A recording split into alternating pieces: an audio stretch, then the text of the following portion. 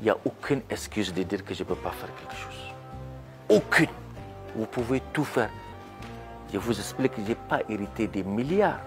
J'ai démarré de quasiment rien. Et surtout, ça, je suis un handicapé, j'ai du mal à marcher. J'ai pu réussir.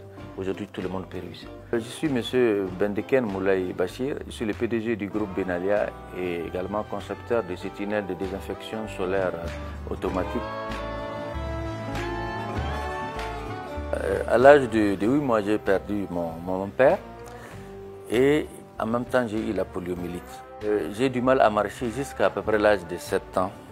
Je marchais à l'époque avec des béquilles, les taches là que vous voyez, c'était des béquilles métalliques. Donc étant enfant, on se moquait toujours de moi. Et on m'a inscrit à l'école. Je suis obligé de quitter très tôt pour arriver à l'heure. Je suis le dernier toujours à venir de l'école. Parce que les enfants, ils couraient. Moi, je me disais, bon.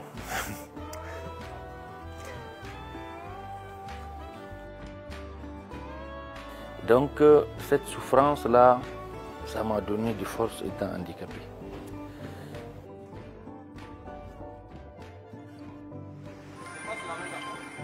Les tunnels, ce n'est pas seulement pour Corona, non. Pour Ebola, pour tout ce qui est virus, puisqu'il y a beaucoup de virus qui circulent. Donc c'est à placer bien sûr au niveau des écoles, surtout les centres de santé.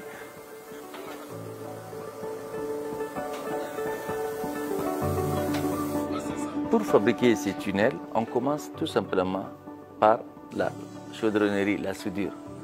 C'est des tubes carrés de 30, de 20, ça existe partout. Donc c'est la soudure simple, donc la découpe. Une fois que l'armature est faite, on passe à la tôlerie peinture. Après ça, maintenant on passe à la partie assemblage, passage des câbles, tout ce qui est câble électrique, tout ce qui est câblage. Une fois qu'on le fait, maintenant on passe à la partie intégration. On a fait les premiers prototypes il y a à peu près 7 mois, 8 mois.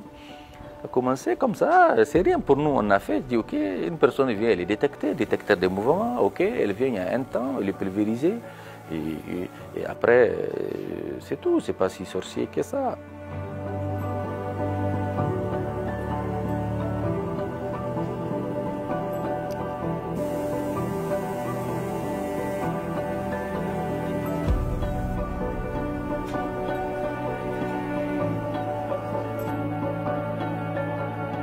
Ce qui est important pour nous, c'est ce qu'il y a autour, la création d'emplois qu'il y a autour.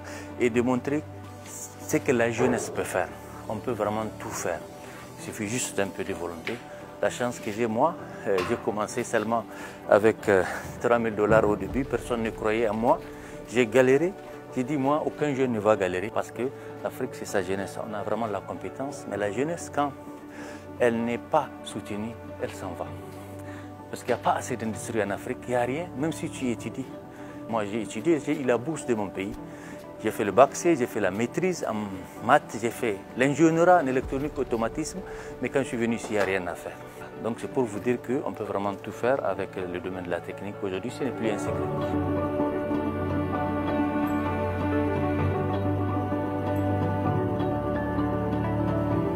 J'ai démarré petit, mais je voyais grand. Je travaillais à la SECNA, ça m'a permis de connaître des choses, mais j'ai vu que ce n'est pas ce qu'il me fallait. Donc j'ai démissionné après 4 ans.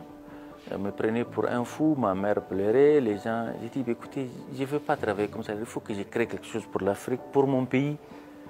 Donc ça a commencé comme ça et avec ce que j'ai eu comme droit, j'ai commencé par un petit cybercafé et j'ai créé le groupe. Quand j'ai créé mon école toute l'année, j'étais le seul formateur au niveau de l'école.